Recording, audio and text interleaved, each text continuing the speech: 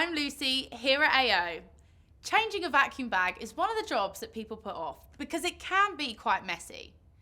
But if you do it in the right order, it can be quick, it can be clean, and it can take less than a minute. We've got gloves, a bin bag, and a wet cloth.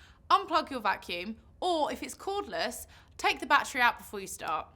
If you've got allergies, wearing a mask can help as well. Slowly open up the hoover to get to the bag. Slowly remove the bag, and you want to seal it before you throw it away. Depending on your model, you might have a tab to seal it, or if not, just use a bit of tape. Doing this means that dust stays in the bag. Once you've removed the bag, pop it into your rubbish bin. Next, wipe inside with the damp cloth, and then once it's dry, pop a new bag in.